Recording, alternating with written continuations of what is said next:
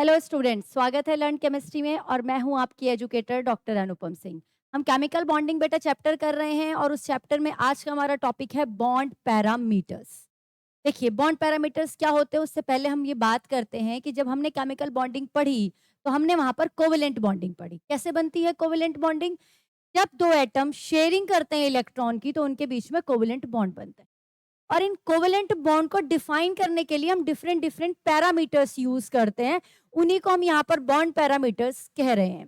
और हम देखते हैं कि कौन कौन से बॉन्ड पैरामीटर हम यूज करने वाले हैं। बॉन्ड लेंथ डिफाइन कर सकते हैं हम कोवेलेंट बॉन्ड की, bond energy, bond order and bond angle. ठीक है, तो हम सबसे पहले स्टार्ट करते हैं बॉन्ड लेंथ से। बॉन्ड लेंथ क्या होती है? देखिए, मैंने यहाँ डेफिनेशन लिखी भी है, आप इसे नोट भी कर लेंगे। बॉन्ड लेंथ क्या होती है? जब दो एटम एक दूसरे के साथ बॉन्डिंग कंडीशन में होते हैं बेटा, तो इनका जो ये सेंटर में इनका न्यूक्लियस है, ठीक है। इस न्यूक्लियस से आउटर मोस्ट शेल का डिस्टेंस क्या होता है? इस पर्टिकुलर एटम का रेडियस है। रेडियस है, इसको मैं ए एटम अगर मानूं और इसको बी एटम मानूं तो इसका जो रेडियस है इसको मैं आर ए कह सकती हूँ। इसी तरह इसका जो रेडियस है दैट इज आर बी। तो ये जो धागा है जो दोनों को बांधे हुए है, इस धागे की जो लेंथ है ना, वही बॉन्ड लेंथ कहलाएगी। ये जो डिस्टेंस हो गया that is called bond length. इसका मतलब जो बॉन्ड लेंथ है वो किसके इक्वल है? R A plus R B के इक्वल है। अगर दोनों एटम की रेडियस दे रखी है, आप उनको ऐड करके बॉन्ड लेंथ निकाल सकते हो। अगर बॉन्ड लेंथ दे रखी है तो आप उसको 2 से डिवाइड करके पर्टिकुलर एटम की रेडियस निकाल सकते हो। अगर दोनों की रेडियस सेम है तो, होमोमोलिकुलर एटम है तो। अच्छा, तो इसको डिफाइन कैसे करेंगे, इसको लिखेंगे कैसे? तो हम इसको ऐसे लिखेंगे, distance between the nuclei of two atoms is called bond length. ठीक है, अब इस बॉन्ड लेंथ को हम किसी स्केल से नहीं नाप सकते। क्यों? क्योंकि एटम मॉलिक्यूल इतने छोटे होते हैं कि हम उन्हें देख नहीं पाते। तो इसके लिए हम कुछ स्पेशल टेक्निक यूज करते हैं, उसको कहते हैं हम X ray technique, X ray diffraction. और एक बहुत स्पेशल मेथड होते हैं स्पेक्ट्रोस्कोपी में, हम इनको पढ़ते हैं। बहुत सारी टाइप की स्पेक्ट्रोस्कोपी होती है, एनएमआर स्पेक्ट्रोस्कोपी होती है, रमन होती है, आईआर होती है। आपके सिलेबस से बाहर की चीज है, तो ये मैं आपको इसलिए बता रही हूँ, आपको ये बताना चाह रही हूँ कि स्केल से नहीं नाप सकते क्योंकि एटम बहुत छोटा होता है। तो फिर मैम किससे नापते हैं, आपका ये क्वेश्चन होगा। तो इनसे हम डिफाइन करते हैं। ठीक है, तो ये हो गई हमारी बॉन्ड लेंथ। यानी कि जो धागा दो एटम को जोड़ रहा है, दो न्यूक्लियस को जोड़ रहा है एटम के, उस डिस्टेंस को हम क्या कह रहे हैं?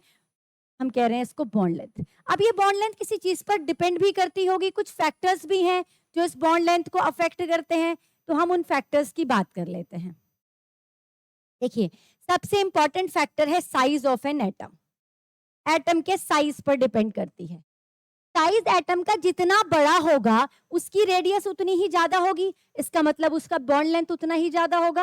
ये बात समझ में आ रही है? इसका मतलब अगर एटम का साइज इंक्रीज होता है, साइज का मतलब क्या है? रेडियस है। रेडियस इंक्रीज होता है तो बॉन्ड लेंथ भी बेटा क्या हो जाएगी? इंक्रीज हो जाएगी। तो जैसे एक क्वेश्चन मैं आपसे पूछूं, आपके पास HF है, HCl है, HBr है और HI है। इन चारों ने कोवेलेंट बॉन्ड किया हुआ है हाइड्रोजन के साथ।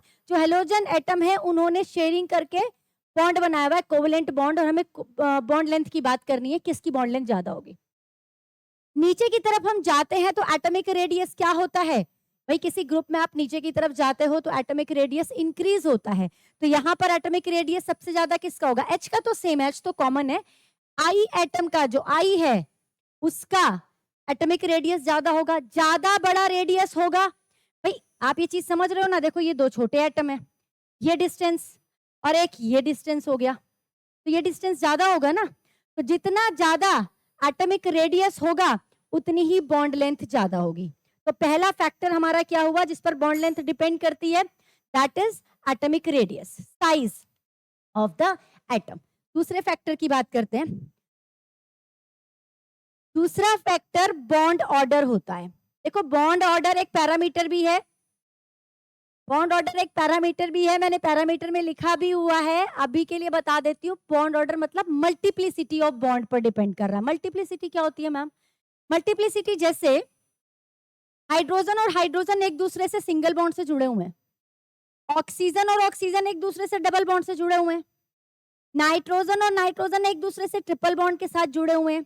तो ये जो बॉन्ड बढ़ते जा रहे हैं इसी को कहते हैं मल्टीप्लिसिटी ऑफ बॉन्ड।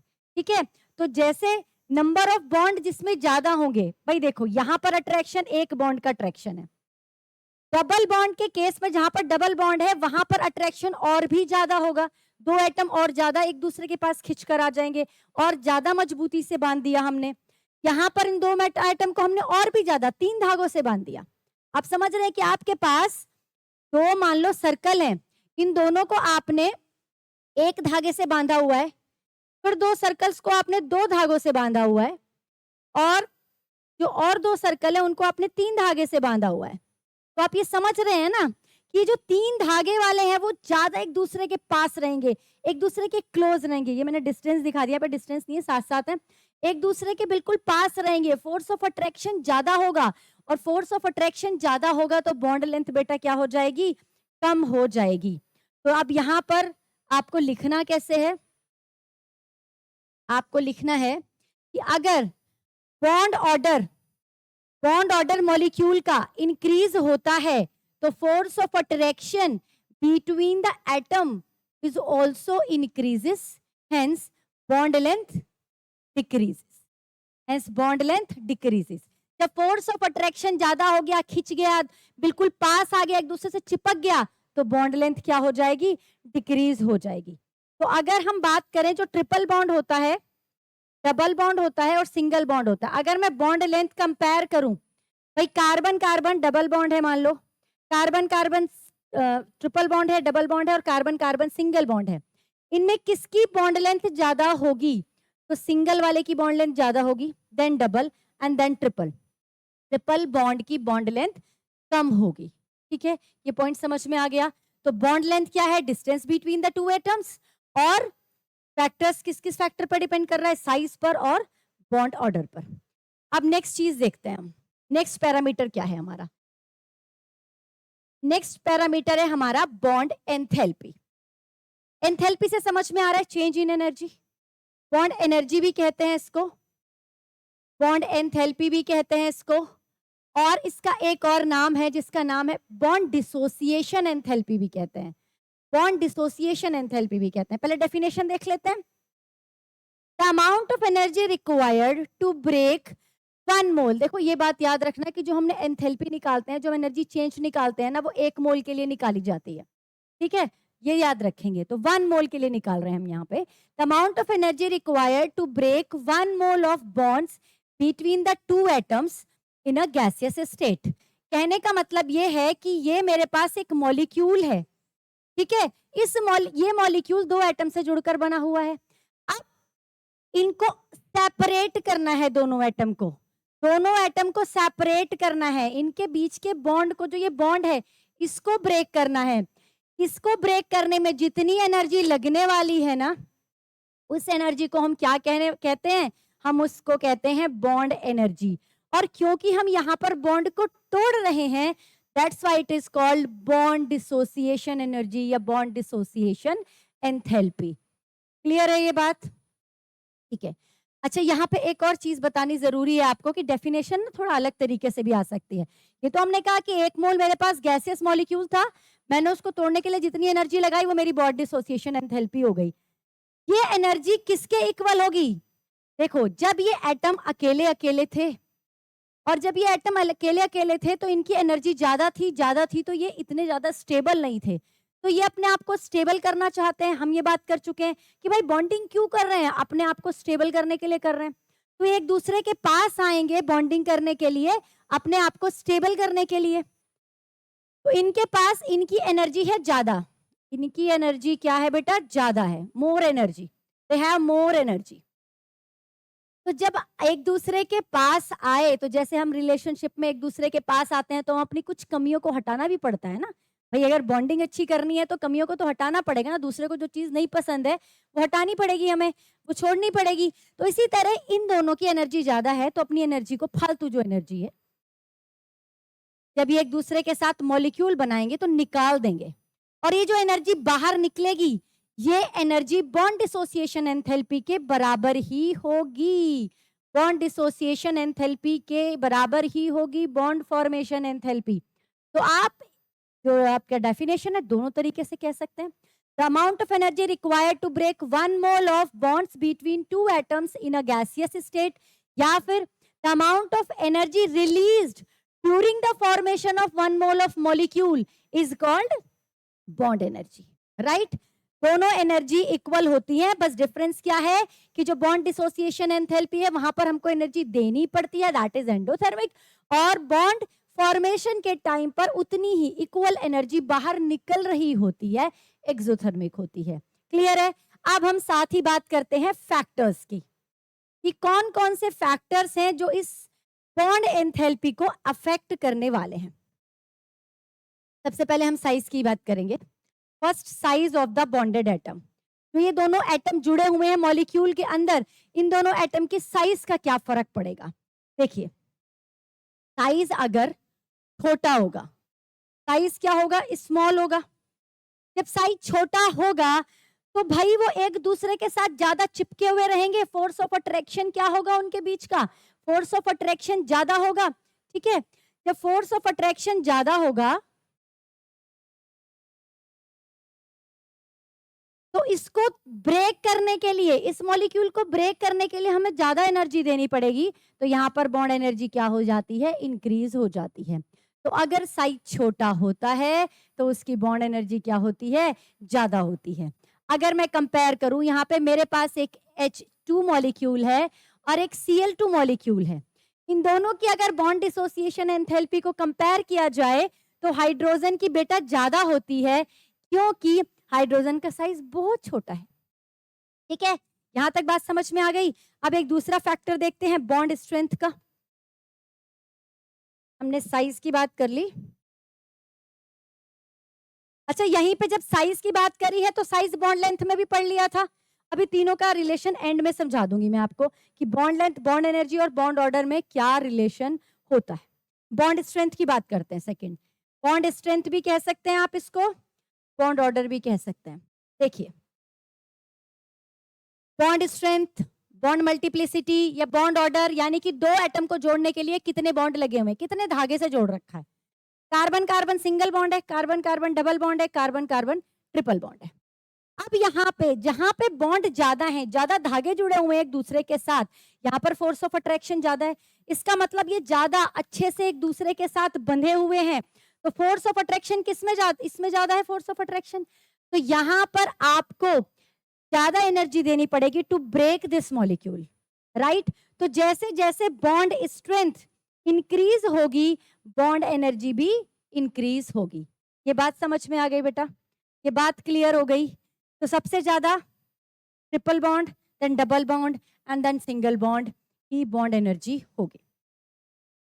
चलिए, अब ये बात आपको समझ में आती है, तो अब हम एक और बात करेंगे। अभी तक हम डिस्कस कर रहे थे, मैंने जितने भी एग्जाम्पल दिए आपको बाई मॉलिक्यूल के दिए, है ना। पॉलीएटमिक मॉलिक्यूल की हमने अभी तक बात नहीं की। अगर पॉलीएटमिक मॉलिक्यूल है और वहां पर आपको एनर्जी निकालनी है, ठीक है, वहां पर आप क्या करने वाले हो, वहां पर जो बॉन्ड एनर्जी होती है ना, हर एक बॉन्ड की अलग अलग होती है। ये बात क्लियर हो रही है भाई। बाई एटमिक जो मॉलिक्यूल हैं उनके बीच में तो ये एक ही बॉन्ड बना हुआ है ना, इसको तोड़ने में जो एनर्जी लगेगी इसको आपने बॉन्ड डिसोसिएशन एंथैल्पी या बॉन्ड एनर्जी कह दिया। लेकिन जो पॉलीएटमिक मॉलिक्यूल है, यहाँ पर इस बॉन्ड को तोड़ने में अलग एनर्जी लगेगी, इसको तोड़ने में अलग एनर्जी लगेगी। मैम ऐसा क्यों है, दोनों ही OH बॉन्ड है। बिल्कुल बात ठीक है। देखिए, जब अभी हम इसके पास आए थे तो ये सैचुरेटेड मॉलिक्यूल था, बॉन्डिंग बॉन्डिंग किया हुआ है, इसने बहुत अच्छे से बॉन्डिंग वगैरह किया हुआ है और स्टेबल है। आप बॉन्ड तोड़ने के लिए आ रहे हो उसका। जब आपने इसका बॉन्ड तोड़ा तो पहले आपने जब ये बॉन्ड तोड़ा तो मान लो 100 किलो जूल पर मोल एनर्जी यहाँ पर लगी। ठीक है, इसका एग्जैक्ट अमाउंट भी बता देती हूँ, 502 किलो जूल होती है, 502 किलो जूल होती है, और इसकी शायद 427 होती है, 427, राइट। तो 502 किलो जूल पर मोल है। अब जब आपका ये बॉन्ड टूट गया तो अब ये बचा ना, ठीक है। अब जब ये बचा तो अब ये इतना स्टेबल बॉन्ड नहीं है, क्योंकि ये इसके साथ स्टेबल था ये पूरा मॉलिक्यूल। OH इतना स्टेबल नहीं है, तो अब जब आप इस बॉन्ड को तोड़ोगे तो इस बॉन्ड के तोड़ने में जो एनर्जी लगेगी वो कुछ कम लगेगी, लगभग ये लगती है 427 किलो जूल पर मोल। तो अब एक बॉन्ड को तोड़ने में अलग एनर्जी लग रही है, एक बॉन्ड को तोड़ने में अलग एनर्जी लग रही है। तो जो पॉलीएटॉमिक मॉलिक्यूल होते हैं बेटा, वहां पे हम एवरेज बॉन्ड एनर्जी निकालते हैं। बस इस बात का ध्यान रखेंगे बच्चे, छोटी सी चीज मुझे आपको बतानी थी।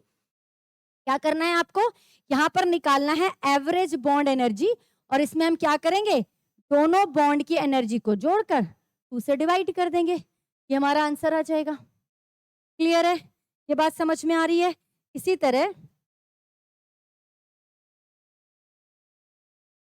तरह अगर आपके पास CH4 है तो हर एक बॉन्ड की बेटा अलग अलग एनर्जी होने वाली है। इसकी मान लो 1 2 3 4 अलग अलग एनर्जी है, तो आपको क्या करना है, एवरेज एनर्जी निकालेंगे 1 + 2 + 3 + 4 डिवाइडेड बाई 4। ये कर देंगे आप, आपके पास एवरेज बॉन्ड एनर्जी आ जाएगी पॉलीएटॉमिक मॉलिक्यूल के केस में। आई थिंक ये समझ आ गया होगा आपको। तो जो डायएटॉमिक मॉलिक्यूल होते हैं उसमें जो बॉन्ड एनर्जी होती है, ये बात आप, ये पॉइंट आप नोट करेंगे स्टार लगा के। जो डायएटॉमिक मॉलिक्यूल होते हैं उनमें जो बॉन्ड एनर्जी होती है वो बॉन्ड डिसोसिएशन एंथैल्पी के बराबर होती है, और जो पॉलीएटॉमिक मॉलिक्यूल होते हैं, ये डाई के लिए है, और जो पॉलीएटॉमिक मॉलिक्यूल होते हैं उनमें जो बॉन्ड एनर्जी होती है वो एवरेज बॉन्ड एंथैल्पी के बराबर होती है। ये चीजें आपको आई थिंक समझ में आ गई होंगी। अब हम नेक्स्ट पैरामीटर की तरफ बढ़ते हैं, और वो है हमारा बॉन्ड ऑर्डर। बॉन्ड ऑर्डर मैं बता चुकी हूं, जब मैंने आपको बॉन्ड लेंथ एक्सप्लेन किया था बता दिया था, लेकिन एक बार फिर हम इसको देख लेते हैं क्या होता है बॉन्ड ऑर्डर। बॉन्ड ऑर्डर की डेफिनेशन जैसे कि आप देख सकते हैं कि the number of bond present between the 2 atom in a molecule is called bond order. जैसे मैंने बात भी की थी कि ये कार्बन और कार्बन है, इसके बीच में एक बॉन्ड प्रेजेंट है, तो बॉन्ड ऑर्डर इसका बेटा क्या होगा, इसका बॉन्ड ऑर्डर होगा 1। कितने नंबर ऑफ बॉन्ड प्रेजेंट है, एक नंबर ऑफ बॉन्ड प्रेजेंट है ना 2 एटम के बीच में, तो बॉन्ड ऑर्डर 1 हो गया। इस केस में बॉन्ड ऑर्डर क्या होगा, बॉन्ड ऑर्डर 2 होगा। इस केस में बॉन्ड ऑर्डर क्या होगा, बॉन्ड ऑर्डर 3 होगा। अभी आप आगे पढ़ेंगे कि बॉन्ड ऑर्डर फ्रैक्शनल भी होता है, 1.5 भी होता है, 2.5 भी होता है। उसका मतलब ये बिल्कुल भी नहीं है कि वो आधे आधे बॉन्ड होते हैं। बॉन्ड तो बेटा पूरे ही होंगे, क्योंकि बॉन्ड तो शेयरिंग ऑफ इलेक्ट्रॉन से बनते हैं, तो कोई आधा इलेक्ट्रॉन तो शेयर नहीं करेगा या पौना इलेक्ट्रॉन तो शेयर नहीं करेगा। एक्चुअली वो जो 2.5 है, 1.5 है, वो आपको ये बताता है कि 1 से 1.5 ज्यादा, 2 से 2.5 ज्यादा, मतलब स्ट्रेंथ ज्यादा है। Bond strength, bond multiplicity, bond order, ये सारी चीजें क्या हैं, एक ही बात बता रही हैं। ठीक है, तो बॉन्ड ऑर्डर जितना ज्यादा होगा बॉन्ड स्ट्रेंथ उतनी ही ज्यादा होगी, उतना ही ज्यादा दोनों एटम के बीच में क्या होगा, अट्रैक्शन होगा।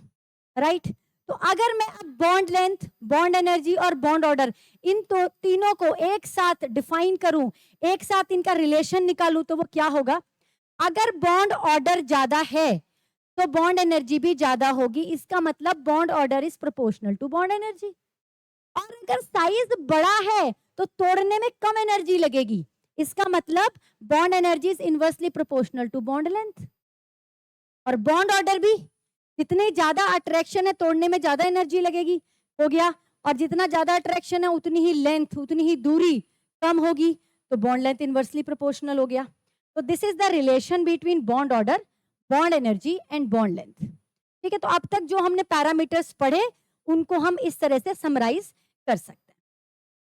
राइट, अब एक इंपॉर्टेंट पॉइंट तो कई एग्जाम्स में आपसे पूछ लिया जाता है। देखो बेटा, डायरेक्ट क्वेश्चन तो नहीं आते हैं आपके एग्जाम्स में, वहां पर आप एक इंपॉर्टेंट चीज लिखेंगे स्टार लगाकर। तो आइसो इलेक्ट्रॉनिक स्पीसीज होती है ना, उनमें बॉन्ड ऑर्डर सेम होता है। ये बहुत इंपॉर्टेंट है। तो आपको स्पीसीज दे रखी हैं, 2 आपको मॉलिक्यूल दे रखे हैं, आयन दे रखे हैं, और आपसे बॉन्ड ऑर्डर पूछ ले, तो बेटा पहले इलेक्ट्रॉन निकाल लो। अगर तो दोनों के इलेक्ट्रॉन समान हैं तो एक से आंसर निकाल लो, दूसरे का वही होगा। ठीक है, कैसे निकालते हैं madam bond order? Bond order निकालने के लिए रुके रहिए, केमिकल बॉन्डिंग की जो लास्ट थ्योरी है, मॉलिक्यूलर ऑर्बिटल थ्योरी, जब हम वहां जाएंगे उसे पढ़ेंगे तो बॉन्ड ऑर्डर निकालना वहां पर सीख लेंगे, राइट। देखिए अगर आपको दे रखा है F2 और O2-1 दोनों के इलेक्ट्रॉन, सॉरी O2-2 दोनों के अगर मैं टोटल इलेक्ट्रॉन काउंट करूं कि आइसो इलेक्ट्रॉनिक कैसे, आइसो इलेक्ट्रॉनिक समझते हो ना, आइसो मतलब सेम, इलेक्ट्रॉनिक मतलब इलेक्ट्रॉन्स। F2 में कितने हो गए बेटा, 9 + 9 18 इलेक्ट्रॉन हो गए। ऑक्सीजन में कितने होते हैं, 8 होते हैं, 2 हैं, तो 8 + 8 और 2 इलेक्ट्रॉन इसने एक्सेप्ट भी किए हुए हैं, 16 और 2 18, तो हो गए ना। देखो आइसो इलेक्ट्रॉनिक, तो इसका मतलब जो F2 का बॉन्ड ऑर्डर होगा वही O2-2 का बॉन्ड ऑर्डर होगा। F2 का बॉन्ड ऑर्डर आपको पता है 1 होता है, तो आपको O2-2 को भाई देखते एकदम आप पैनिक हो जाओगे, O2-2 का कैसे निकालें। अरे F2 का तो पता है ना, सिंगल बॉन्ड होता है, दोनों F एक दूसरे से एक एक बॉन्ड से जुड़ेंगे, दोनों के आउटर मोस्ट में 7-7 इलेक्ट्रॉन है, एक एक की शेयरिंग होगी, सिंगल बॉन्ड बनेगा, तो O2-2 का भी बॉन्ड ऑर्डर 1 हो जाएगा। इस तरीके से आप इस क्वेश्चन को कर सकते हैं आराम से सॉल्व, राइट। ये समझ में आ गया। अच्छा यहाँ पर एक और न्यूमेरिकल, एक क्वेश्चन जो कई बार आपके एग्जाम्स में पूछा हुआ है, जरा उसको देखते हुए चलते हैं। F2 Cl2 Br2 और I2 बॉन्ड डिसोसिएशन एंथैल्पी का ऑर्डर पूछ लेता है यहाँ पे, और हम ये अपने दिमाग में लगा के बैठे होते हैं कि भाई आयोडीन का साइज सबसे बड़ा, तो बॉन्ड डिसोसिएशन एंथैल्पी सबसे कम होगी इसकी। ऑर्डर शुड बी दिस किसका ऑर्डर लिखा है मैंने, bond dissociation enthalpy, bond energy का ऑर्डर लिखा, ये ऑर्डर आना चाहिए, लेकिन ये ऑर्डर होता नहीं है, ये तो गलत है। ऑर्डर क्या होता है, ऑर्डर होता है हमारा ये, अब मैम ये क्या लिख दिया, F2 का साइज तो सबसे छोटा है, सबसे ज्यादा अट्रैक्शन है, सबसे ज्यादा अट्रैक्शन है तो बॉन्ड तोड़ने के लिए सबसे ज्यादा एनर्जी लगेगी, बॉन्ड एनर्जी ज्यादा होनी चाहिए, आप इसको उठाकर Cl2 के पीछे रख रहे हो, ऐसा क्यों कर रहे हो। देखिए बेटा जो बॉन्ड एनर्जी होती है वो एक और फैक्टर पर डिपेंड करती है, that is the loan pair repulsion, इस पर भी बॉन्ड एनर्जी डिपेंड करती है। लोन पेयर रिपल्शन जितना ज्यादा होगा बॉन्ड एनर्जी उतनी ही कम होगी। हम ये क्या बता दिया, bond pair lone pair repulsion. देखिए मैं F का साइज बनाकर दिखाती हूँ, F दिखाती हूँ आपको बनाकर। F2 में इस तरह से F जुड़ा होगा, ठीक है, ये एक इलेक्ट्रॉन है, तो जो इलेक्ट्रॉन बॉन्ड में जाते हैं उनको हम क्या कहते हैं, बॉन्डिंग इलेक्ट्रॉन कहते हैं। ये हम लिविस पूरा डिटेल में पढ़ चुके हैं बेटा, जिसने वीडियो नहीं देखी आप जाकर चेक करें इस वीडियो को। ये बॉन्डिंग इलेक्ट्रॉन है। अब हम फालतू के इलेक्ट्रॉन यहाँ लगा देते हैं, तो एक तो यहाँ चला गया, 2 3 4 5 6 7, 1 2 3 4 5 6 और एक इसका ये 7, तो जो ये इलेक्ट्रॉन बॉन्डिंग में पार्टिसिपेट नहीं करते उनको हम लोन पेयर कहते हैं, ठीक है। और हर एक के अंदर, चाहे मैं F2 बनाऊं, चाहे मैं Cl2 Br2 I2, सब के अंदर हर एक एटम के ऊपर ये 3-3 लोन पेयर होंगे ना, क्योंकि सबके आउटर मोस्ट में 7 इलेक्ट्रॉन है, और वो जो आउटर मोस्ट के इलेक्ट्रॉन है, जो वैलेंस इलेक्ट्रॉन है, वही बॉन्डिंग में जाते हैं, ठीक है। तो सबके पास ये 3 लोन पेयर होंगे। अगर मैं Cl लिखूं तो Cl की भी यही स्ट्रक्चर होने वाली है। अब बात ये हुई कि जो फ्लोरीन है साइज बहुत छोटा है, और ये जो इलेक्ट्रॉन है इनके बीच में रिपल्शन इसलिए क्या हो जाता है, बहुत बढ़ जाता है। एक छोटे से साइज में रखे हुए हैं इलेक्ट्रॉन, भाई Cl का तो साइज बड़ा है, वो तो इस रिपल्शन को झेल जाता है, लेकिन जो फ्लोरीन है ये उस रिपल्शन को झेल नहीं पाता। लोन पेयर रिपल्शन बहुत ज्यादा होने की वजह से इसकी बॉन्ड एनर्जी क्या होती है, कम हो जाती है, इसीलिए ये आ जाता है Cl2 से पीछे। इस ऑर्डर को बेटा याद रखेंगे, it is very important order, और बच्चे कई बार गलत करके आते हैं इस वाले ऑर्डर को, राइट। ये आपने यहां तक नोट कर लिया। अब जल्दी से हम लास्ट जो हमारा पैरामीटर है उसकी बात कर लेते हैं, and it is very interesting, क्योंकि यहां तक का ना आपको समझ भी आसानी से आ जाता है और आपने पढ़ा हुआ भी होता है, मतलब आसान सा लगता है, लेकिन जो बॉन्ड एंगल निकालने में ना कई बार इतने सारे फैक्टर्स इन्वॉल्व होते हैं कि हम कंफ्यूज हो जाते हैं, ठीक है। हम पे बॉन्ड एंगल की बात करते हैं, लेकिन जब आप ये वीडियो देखेंगे इसमें मैं आपको 3 फैक्टर बताने वाली हूँ, 3 केस बताने वाली हूँ, इन 3 केस को याद करेंगे बहुत सारे क्वेश्चन आपके सॉल्व हो जाएंगे। चलिए बॉन्ड एंगल क्या होता है, एंगल तो समझ ही रहे हो, जैसे मैंने अभी वाटर बनाया था, इसके बीच में एक एंगल है ना, इसको बॉन्ड एंगल कह रहे हैं, या मैंने यहाँ पर लिखा CO2, ये एक एंगल है। अब ये एंगल कैसे नापेंगे वो तो बात बाद में करेंगे, लेकिन पहले हम करते हैं बॉन्ड एंगल की डेफिनेशन।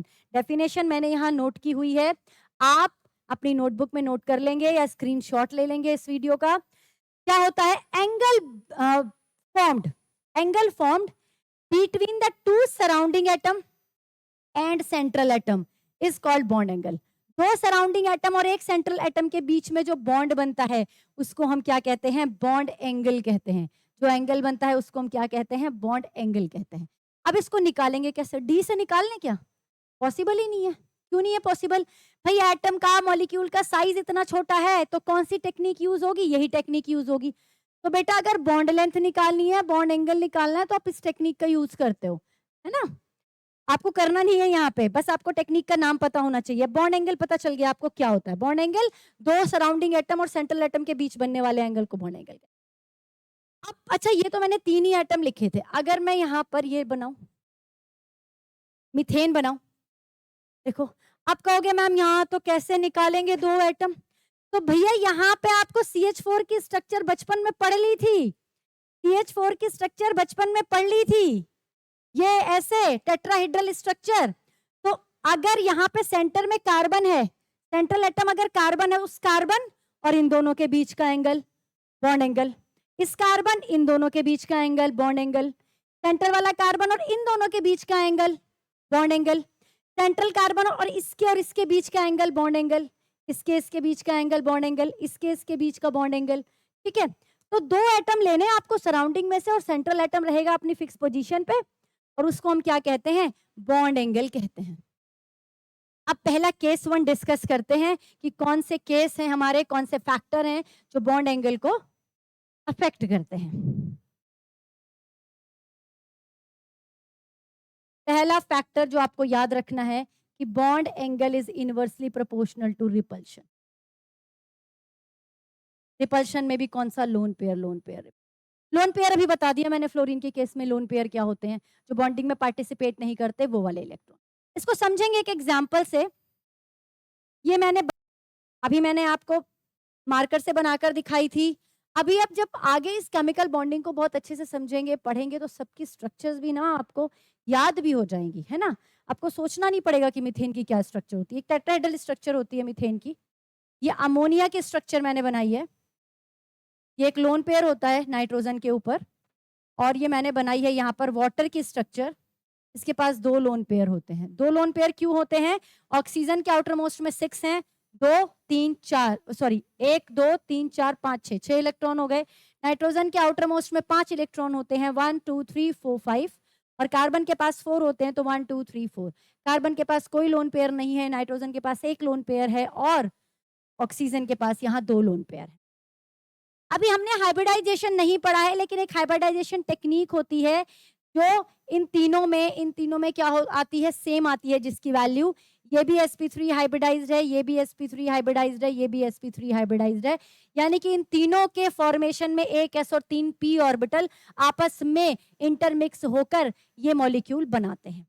तो जब इनकी हाइब्रिडाइजेशन सेम है, एक s और 3 p हर बार मिक्स हो रहे हैं, तो इनकी शेप सेम होनी चाहिए, इनके बॉन्ड एंगल सेम होने चाहिए। भाई बॉन्ड एंगल क्या होता है? हर एक शेप का फिक्स होता है। भाई जो लीनियर है उसका बॉन्ड एंगल 180 डिग्री होगा। जो एक लाइन में रखा हो, आपको पता है बॉन्ड एंगल 180 डिग्री होगा। तो राइट एंगल पे है, उसका बॉन्ड एंगल 90 डिग्री होगा। ठीक है, बॉन्ड एंगल फिक्स होता है एक पर्टिकुलर स्ट्रक्चर का। लेकिन यहाँ पर स्ट्रक्चर भी डिफरेंट आ रही है और बॉन्ड एंगल भी डिफरेंट आ रहा है, लेकिन वो क्यों आ रहा है ये हम देखेंगे। यहाँ पर कोई भी लोन पेयर नहीं है, यहाँ एक लोन पेयर है और यहाँ पर 2 लोन पेयर है। देखिए, एक जो एक रिलेशन है, मैं पहले वो आपके सामने लिख रही हूँ। लोन पेयर रिपल्शन सबसे ज्यादा इफेक्टिव होता है, then lone pair bond pair, और then bond pair bond pair. हम ये क्या बोल दिया आपने? कुछ भी समझ नहीं आ रहा, कहाँ से आ गया ये बॉन्ड पेयर लोन पेयर? देखिए, हर एक मॉलिक्यूल के अंदर ये एक लोन पेयर है, राइट? ये सेंट्रल एटम जो है उसका लोन पेयर है, इसके ऊपर रखा हुआ है। बॉन्ड पेयर यानी कि बॉन्डिंग के इलेक्ट्रॉन, इनको हम बॉन्ड पेयर कहते हैं। तो ये भी इलेक्ट्रॉन है, ये भी इलेक्ट्रॉन है, ये भी इलेक्ट्रॉन है। तो भाई इलेक्ट्रॉन जब इलेक्ट्रोनेगेटिव होते हैं चार्ज में, और सेम चार्ज वाले एक दूसरे को रिपेल करते हैं, तो ये इलेक्ट्रॉन भी तो एक दूसरे को रिपेल करेंगे। यहाँ एक रिपल्शन होगा ना इनके बीच में, यहाँ एक रिपल्शन होगा ना इनके बीच में, बोलो होगा कि नहीं? तो इस रिपल्शन को हम बॉन्ड पेयर रिपल्शन कहते हैं, क्योंकि ये बॉन्ड पेयर के बीच में बन रहा है। अगर ये लोन पेयर और लोन पेयर के बीच में रिपल्शन होता है तो उसको लोन पेयर रिपल्शन कहते हैं। और अगर ये लोन पेयर और बॉन्ड पेयर के बीच में रिपल्शन होता है तो इसको हम loan pair bond pair repulsion कहते हैं। बात समझ में आ गई? रिपल्शन क्यों हो रहा है? क्योंकि सेम चार्ज है, इलेक्ट्रॉन है, रिपेल कर रहे हैं। ठीक है, ये कहानी समझ में आ गई? तो हर एक मॉलिक्यूल अपने आप को इस तरह से एडजस्ट करता है कि उनके बीच में ना रिपल्शन कम से कम हो। भाई घर में हम कोशिश करते हैं ना कि जिन चीजों बातों पर लड़ाई हो उस बातों को कम से कम करें, तो यहाँ पर भी इस तरह से अपने आप को एडजस्ट करते हैं ये एटम कि हमारे बीच में रिपल्शन है ना, जो कंफ्लिक्ट है वो कम से कम हो, और इस तरह से ये अपनी एक पर्टिकुलर शेप बना लेते हैं। अब यहाँ पर कोई भी लोन पेयर नहीं था, केवल बॉन्ड पेयर रिपल्शन था, और इस रिपल्शन की वैल्यू बहुत कम होती है, इसलिए इसका एंगल होता है 109 डिग्री 28 मिनट। इसका जो एंगल होता है वो होता है 107.5 डिग्री, इसका एंगल होता है 105 डिग्री। तो आप देख रहे हो ना, जैसे जैसे रिपल्शन बढ़ता जा रहा है वैसे वैसे बॉन्ड एंगल डिक्रीज होता जा रहा है। यहाँ पर लोन पेयर रिपल्शन सबसे ज्यादा इफेक्टिव, तो ये इसको इधर को रिपेल करेगा, ये रिपेल करेगा, इधर भी रिपल्शन होगा, तो ये इसको ऐसे दबाएगा तो बॉन्ड एंगल छोटा हो जाएगा। ठीक है, यहाँ पर एक ही लोन पेयर है तो लोन पेयर रिपल्शन तो यहाँ है ही नहीं, ये वाली चीज तो यहाँ खत्म हो गई। यहाँ पर loan pair bond pair repulsion होगा जो थोड़ा कम होता है, तो ये कम दबाएगा और बॉन्ड एंगल 107 हो जाएगा। यहाँ पर तो लोन पेयर का नाम ही नहीं है, सारे के सारे यहाँ तो सारे के सारे बॉन्ड पेयर हैं, तो बॉन्ड पेयर के बीच में रिपल्शन मिनिमम होगा और बॉन्ड एंगल क्या होगा? 109 डिग्री 28 मिनट होगा। ये कंसेप्ट आई थिंक आपको समझ आ गया होगा कि rare pair lone pair repulsion जिसमें सबसे ज्यादा, बॉन्ड एंगल उसमें सबसे कम, तो यहाँ पर बॉन्ड एंगल सबसे कम। केस 1 नोट कर लेंगे। अब फटाफट से हम केस 2 करते हैं। ये हमारा 1 है। दूसरा है हमारा कि जो बॉन्ड एंगल है वो इस चीज पर डिपेंड करता है कि इलेक्ट्रोनेगेटिविटी क्या है सेंट्रल एटम की। सेंट्रल एटम की इलेक्ट्रोनेगेटिविटी पर डिपेंड करता है। देखिए कैसे, मैंने नाइट्रोजन यानी कि 15 ग्रुप के 3 एलिमेंट लिए, नाइट्रोजन, फॉस्फोरस, आर्सेनिक, तीनों के मैं हाइड्राइड ले रही हूं, तो तीनों ने ये हाइड्राइड बनाए, P भी PH3 बनाएगा, आर्सेनिक भी ASH3 बनाएगा। तीनों के आउटर मोस्ट में मैंने कहा सब चीजें मैंने इक्वल रखी हैं भाई, सराउंडिंग एटम मैंने इक्वल रखे हैं। ठीक है, लोन पेयर भी इनके पास एक एक बचेंगे क्योंकि तीनों के पास 5 ही तो इलेक्ट्रॉन है वैलेंस, 3 बॉन्डिंग में चले गए, एक लोन पेयर चला गया। राइट, एक ही ग्रुप के मेंबर एक जैसे हाइड्राइड बना रहे हैं, एक जैसे लोन पेयर हैं। अब जरा कंपेयर करते हैं बॉन्ड एंगल क्या होगा। भाई यहाँ भी बॉन्ड एंगल डिफरेंट होगा क्या? बिल्कुल होगा, क्योंकि नाइट्रोजन की electronegativity of nitrogen is greater than phosphorus and arsenic. तो नाइट्रोजन की जब इलेक्ट्रोनेगेटिविटी ज्यादा है तो ये इस लोन पेयर को अपने साथ खींच कर रखेगा, अपने साथ बांध कर रखेगा, तो ये इसके साथ ज्यादा इंटैक्ट रहेंगे। ज्यादा इंटैक्ट रहेंगे तो जरा इधर उधर मूव नहीं करेंगे, इधर उधर मूव नहीं करेंगे तो बॉन्ड पेयर के साथ थोड़ा रिपल्शन कम शो करेंगे, इसलिए इसका बॉन्ड एंगल सबसे ज्यादा होगा, फिर इसका। ये बात समझ में आ गई? भाई आपको पता है कि जिस घर में ज्यादा स्ट्रिक्ट पेरेंट होते हैं वो कोशिश करते हैं कि अपने बच्चों को बिल्कुल ऐसे बांध के रखें, ना इधर देखने देते हैं ना उधर देखने देते हैं। उनको ऐसा लगता है कि भाई बच्चे ना ही बिगड़ेंगे, डिस्ट्रैक्शन कम से कम होगा। तो वही हो रहा है यहाँ पे, इसने अपने लोन पेयर को ऐसे बांध के रखा हुआ है। Strong force of attraction between lone pair and central atom. ठीक है, अगर इलेक्ट्रोनेगेटिविटी ऑफ सेंट्रल एटम मोर है तो क्या होगा? स्ट्रॉन्ग फोर्स ऑफ अट्रैक्शन होगा। ठीक है, तो जो आपके लोन पेयर हैं वो इजीली फ्लिप नहीं कर पाएंगे। Lone pair do not flip easily. ठीक है, जब फ्लिप नहीं कर पाएंगे तो रिपल्शन जो होगा लोन पेयर, भाई यहाँ पे तो lone pair bond pair repulsion ही हो रहा है, lone pair bond pair repulsion क्या हो जाएगा? डिक्रीज हो जाएगा। बॉन्ड एंगल क्या होगा? इंक्रीज हो जाएगा। Got it? ये फैक्टर समझ में आ गया होगा? ये समझ में आ गया आपको फैक्टर? 2 फैक्टर की बात कर ली, तीसरा फैक्टर देखते हैं। मैम ठीक है, यहाँ पर तो आपने सेंट्रल एटम सेम ले लिया, अगर सेंट्रल एटम सेम हो, डिफरेंट ले लिया, सेंट्रल एटम अगर सेम हो और सराउंडिंग एटम डिफरेंट हो तब क्या करेंगे?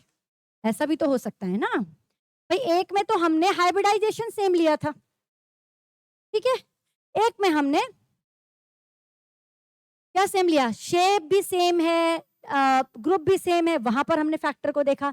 अब हम क्या कह रहे हैं कि सेंट्रल एटम ही सेम है। सेंट्रल एटम, ओफो सेकंड ये हो गया bond angle is proportional to electronegativity of central atom, ये हमारा सेकंड फैक्टर। थर्ड फैक्टर क्या होता है, थर्ड फैक्टर हमें ये कहता है कि जो बॉन्ड एंगल है वो सराउंडिंग एटम की इलेक्ट्रोनेगेटिविटी के इनवर्सली प्रोपोर्शनल। ये थर्ड फैक्टर आपने याद रखा। एक्सप्लेन करते हैं इसको एक एग्जांपल से। देखिए ये मैंने नाइट्रोजन का फ्लोराइड ले लिया, नाइट्रोजन का मैंने क्लोराइड ले लिया, नाइट्रोजन का मैंने हाइड्राइड ले लिया यानी कि अमोनिया ले लिया। एक जैसी शेप, एक जैसी स्ट्रक्चर, एक जैसे बॉन्ड एंगल होने चाहिए। तीनों के तीनों पिरामिडल शेप है। अगर आपको भी शेप नहीं पता है तो मैं आपको बता रही हूँ, तीनों यहाँ पिरामिडल शेप है। तीनों पिरामिडल शेप हैं तो bond angle should be same, लेकिन यहाँ पर भी बॉन्ड एंगल डिफरेंट होगी। रीजन क्या होगा, देखिए ये हाईली इलेक्ट्रोनेगेटिव है ये एटम, ये हाईली इलेक्ट्रोनेगेटिव होने की वजह से क्या करेंगे, इसको अपनी तरफ खींचेंगे, इसको अपनी तरफ अट्रैक्ट करेंगे। अब अट्रैक्ट करने की कोशिश करेंगे तो रिपल्शन बढ़ेगा, रिपल्शन बढ़ेगा, रिपल्शन बढ़ेगा तो रिपल्शन बढ़ने की वजह से ये फिर ऐसे जाने की कोशिश करेंगे और बॉन्ड एंगल क्या हो जाएगा, डिक्रीज हो जाएगा। अगर मैं सराउंडिंग एटम की इलेक्ट्रोनेगेटिविटी की बात करूं तो फ्लोरीन की यहाँ सबसे ज्यादा है, देन Cl है और देन हाइड्रोजन है। तो क्या करेगा फ्लोरीन, लोन पेयर को अपनी तरफ अट्रैक्ट करने की तरफ करेगा कोशिश, खींचने की कोशिश करेगा और जितना खींचेगा उतना ही रिपल्शन बढ़ जाएगा।